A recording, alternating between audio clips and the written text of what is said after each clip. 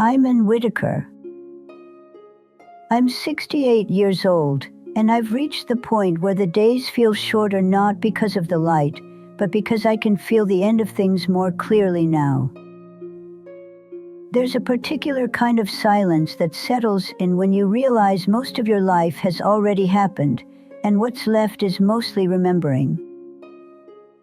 I'm not telling this story because I think it's special. I'm telling it because it's ordinary, and ordinary lives are the ones that slip by without anyone noticing when something important goes missing. I've spent my life being reasonable, careful, sensible. I made choices that looked good on paper and sounded right when explained out loud. And somewhere along the way, my dreams didn't die. They just went quiet. So quiet that I didn't notice when I stopped hearing them. I live alone now, in a small house that's paid off and far too quiet. In the mornings, I make coffee for one. I drink it slowly at the kitchen table, the same one I bought 30 years ago, because it was sturdy and on sale. Some days, I can sit there for an hour without saying a word to anyone. I used to think I liked that. Now I'm not so sure. People assume loneliness looks dramatic. Crying at night.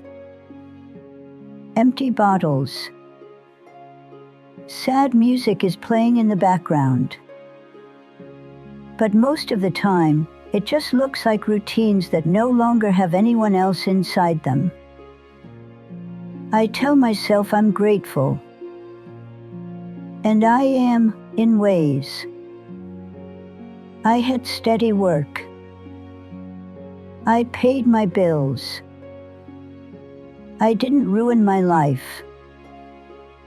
But that's a low bar to clear when you're this far down the road.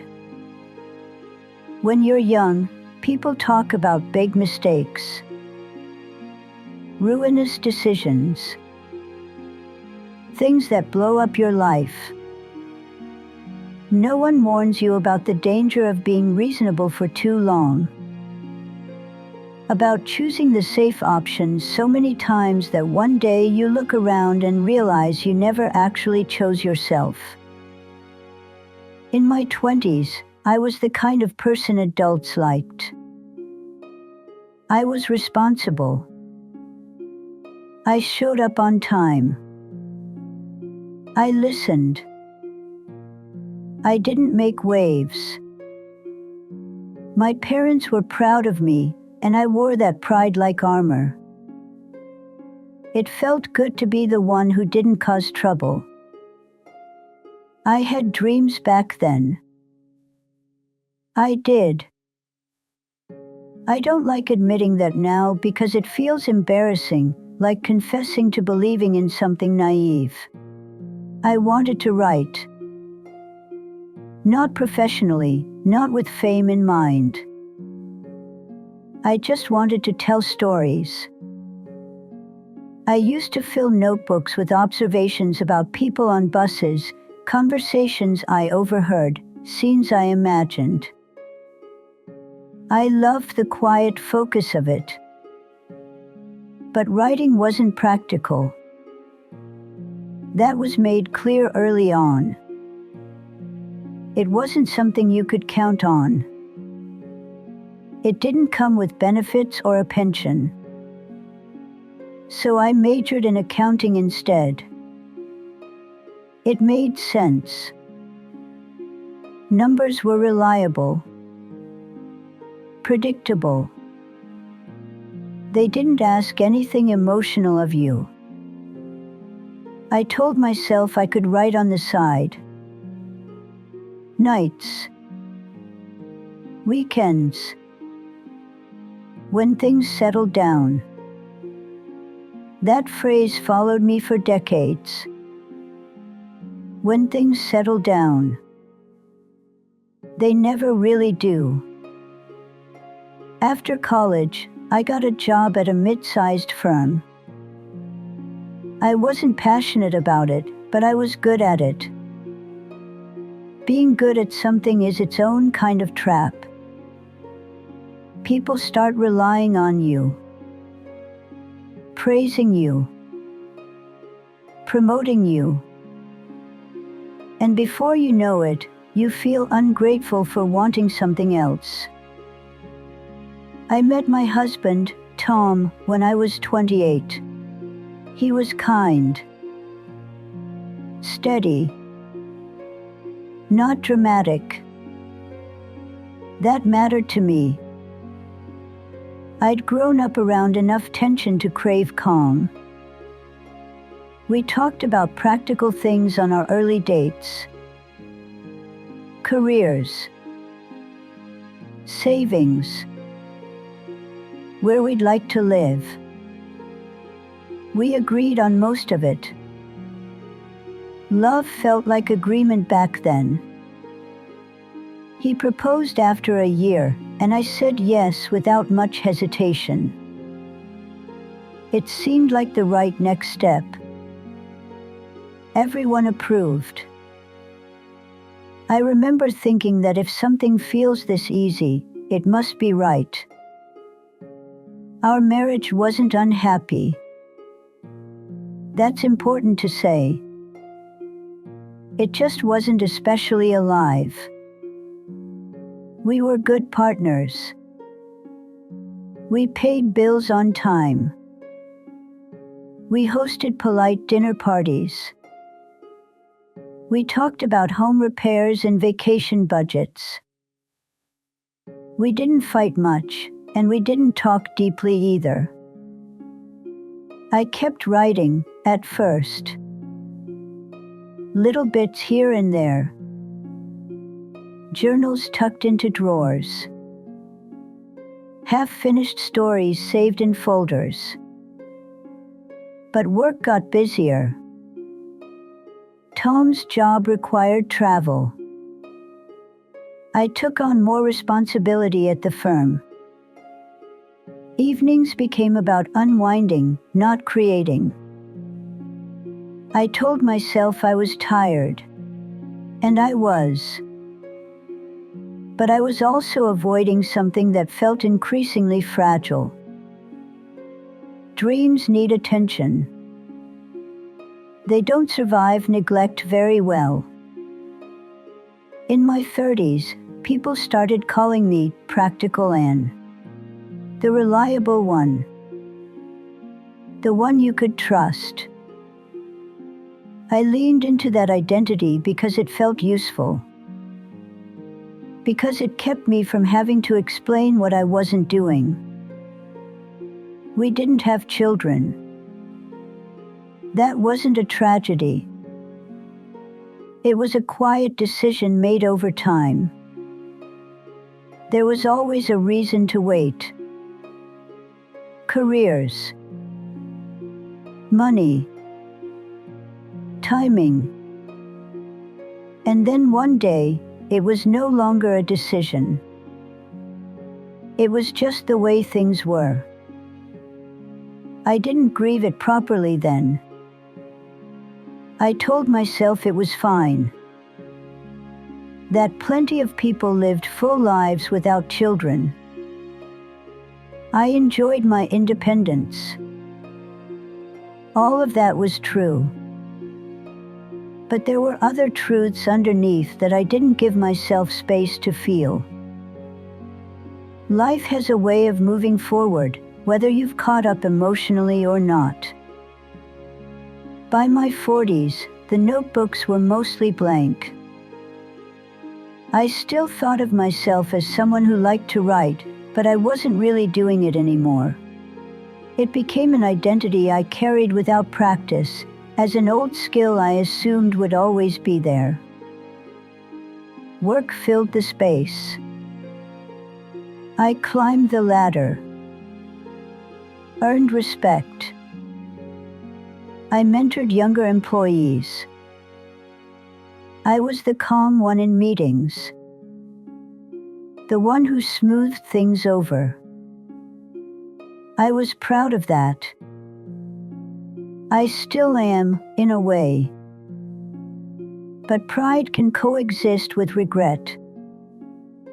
They're not opposites.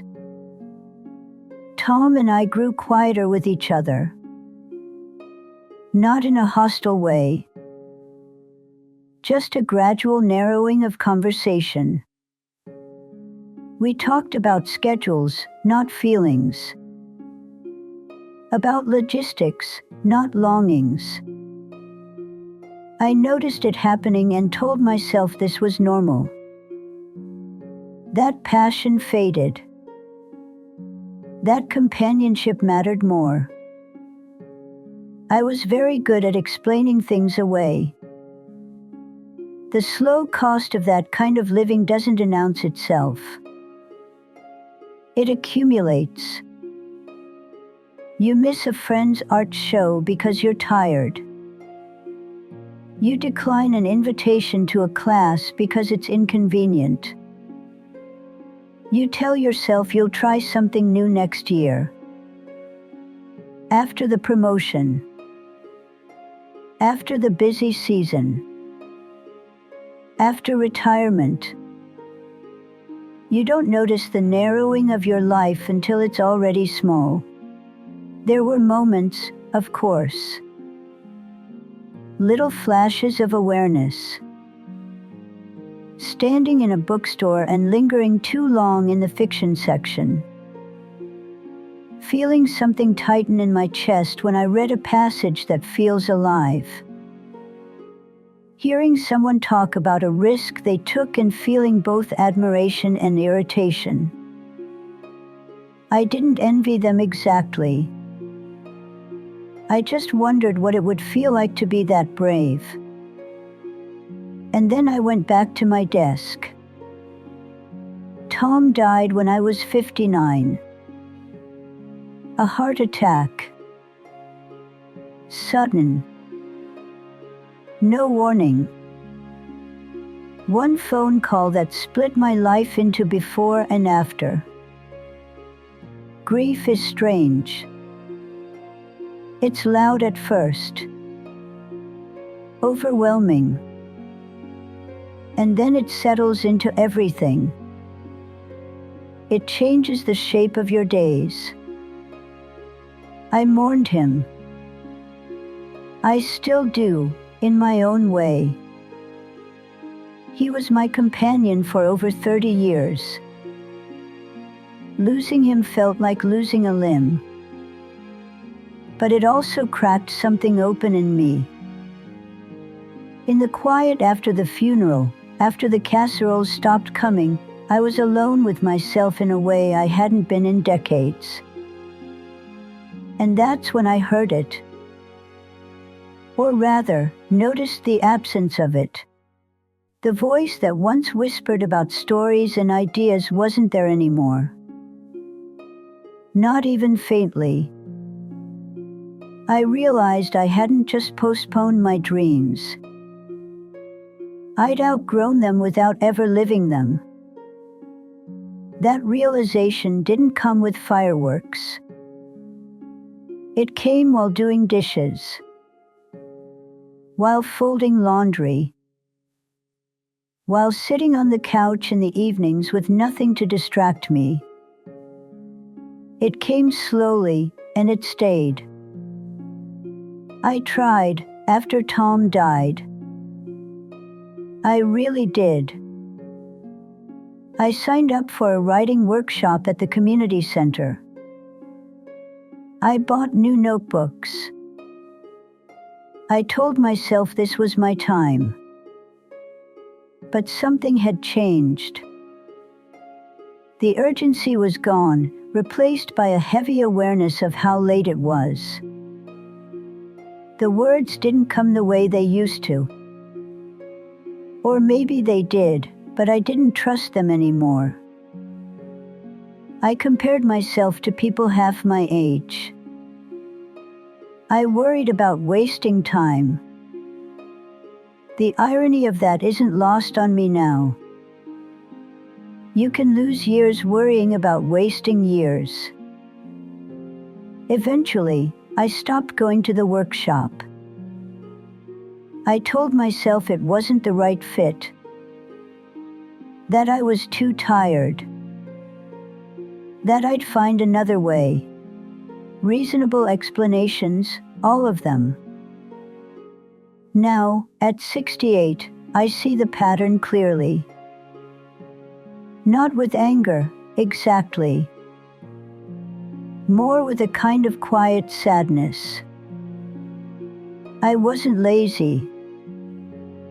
I wasn't stupid.